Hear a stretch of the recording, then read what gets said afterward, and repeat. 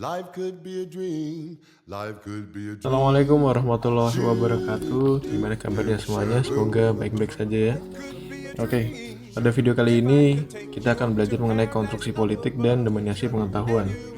Sebelumnya teman-teman, perkenalkan saya Muhammad Zaki Hanan, biasa dipanggil Hanan dengan NIM 2207016109 dari kelas psikologi 5C. Di sini tugas ini saya buat untuk memenuhi mata kuliah psikologi komunitas. Sebelum masuk ke pembahasan, ada beberapa poin yang perlu kita ketahui yang akan kita bahas nantinya, yaitu ada 4. Pertama, pengertian pengetahuan. Kedua, pengertian konstruksi politik. Dan ketiga, pengertian dominasi pengetahuan. Serta yang terakhir, kuasa pengetahuan dalam konstruksi politik. Langsung saja masuk yang pertama, yaitu pengertian pengetahuan, yang mana pengetahuan ini berasal dari kata tahu.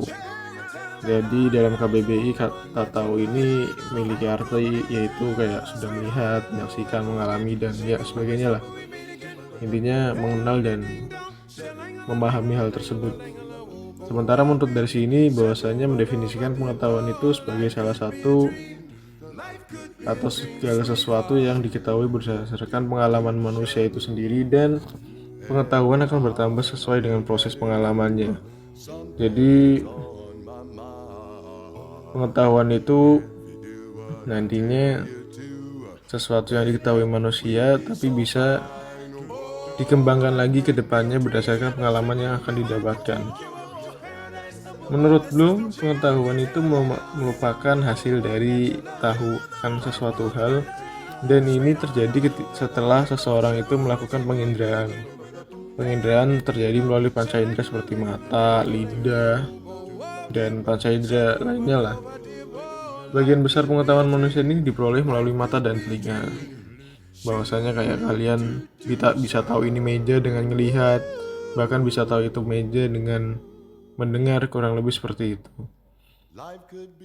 Jadi pengetahuan itu intinya hasil dari kegiatan ingin tahu manusia tentang apa saja melalui cara dan dengan alat-alat tertentu. Pengetahuan ini bermacam-macam jenis dan sifatnya. Ada yang langsung, ada yang tidak langsung, ada yang bersifat tetap, ada yang bersifat tidak tetap atau berubah-ubah, subjektif, khusus, dan lain sebagainya. Pengetahuan itu nggak melulu tentang sesuatu yang benar. Pengetahuan itu ada beberapa hal yang tidak benar, seperti contohnya mencuri. Itu kan sesuatu yang tidak benar ya, tapi kan itu merupakan pengetahuan yang kita ketahui atau kita miliki, seperti itu. Kemudian ada pengertian konstruksi politik. Konstruksi politik ini terdiri dari dua kata, yaitu konstruksi dan politik. Yang pertama, konstruksi ini secara umum dipahami yaitu segala bentuk pembuatan seperti pembangunan infrastruktur seperti jalan, jembatan, gedung, dan lain sebagainya lah. Kemudian untuk sedangkan pengertian politik itu macam-macam kegiatan dalam suatu sistem politik yang menyangkut proses menunjukkan tujuan sistem politik dan proses pelaksanaan tujuan-tujuan tersebut. Dan untuk melaksanakan tujuan tersebut diperlakukan proses pengambilan keputusan, pembuatan kebijakan yang menyangkut dengan pendistribusian dari sumber-sumber yang ada. Pelaksanaan kebijakan dijalankan oleh suatu kekuasaan politik dan kewenangan otoritas untuk membujuk atau memaksa supaya kebijakan tersebut dapat dijalankan. Jadi ketika sudah digabungkan dari konstruksi dan politik itu, ketika disatukan, pengertiannya menjadi proses pembangunan dan pembentukan sistem politik di mana infrastruktur kekuasaan, kebijakan, dan distribusi sumber daya dibentuk dan diatur untuk mencapai tujuan-tujuan politik tertentu.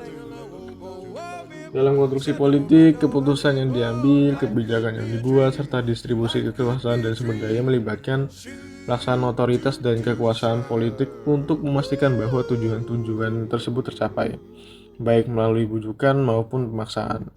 Proses ini mencakup pembangunan kerangka institusional dan sosial yang mendukung pengelolaan kekuasaan serta pemeliharaan struktur politik dalam masyarakat.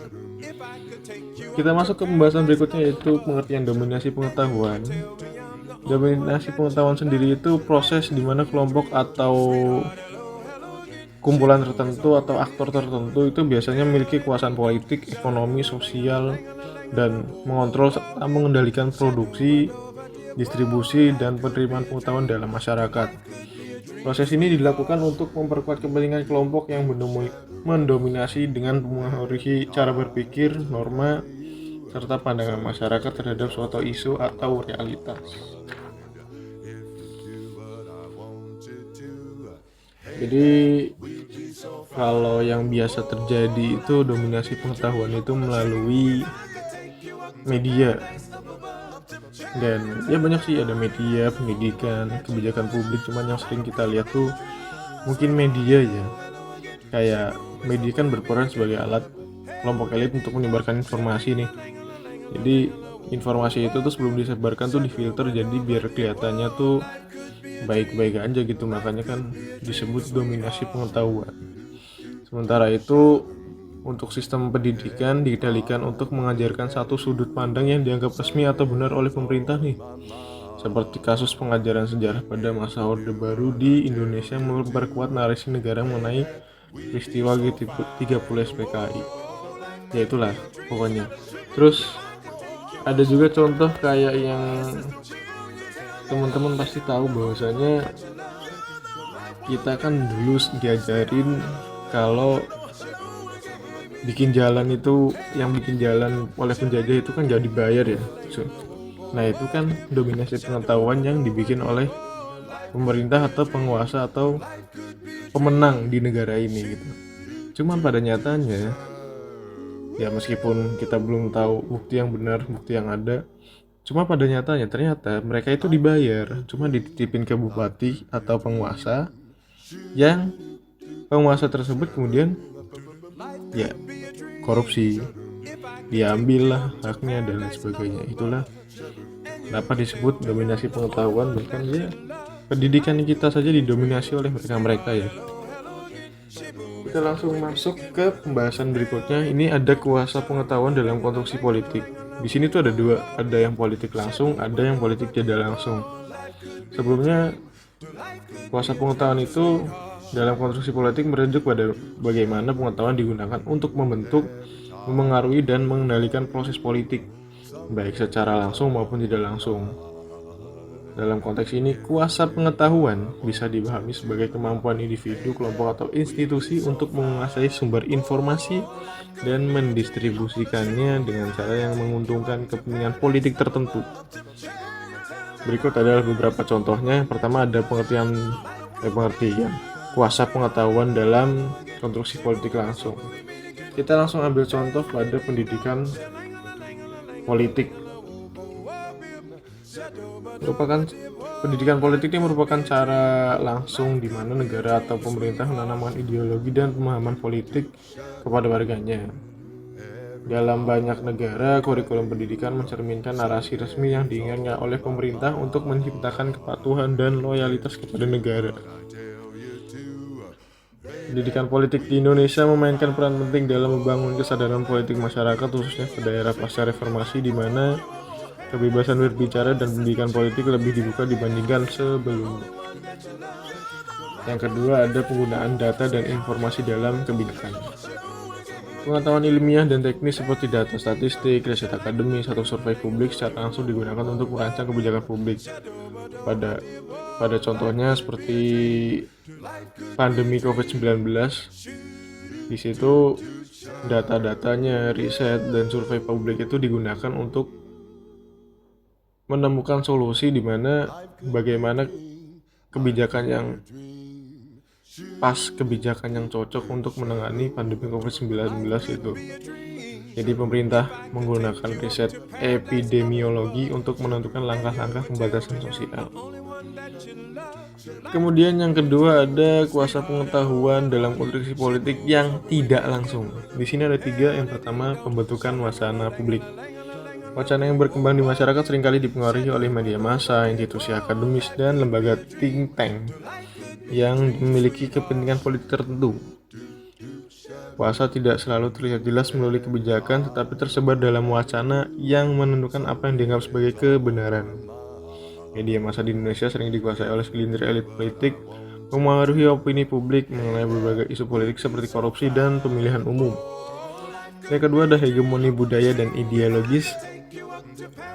Konsep hegemoni Gramsci menyatakan bahwa kekuasaan politik seringkali diperkuat melalui hegemoni ideologis, yaitu dominasi pemikiran atau ideologi tertentu yang diterima sebagai normal oleh masyarakat.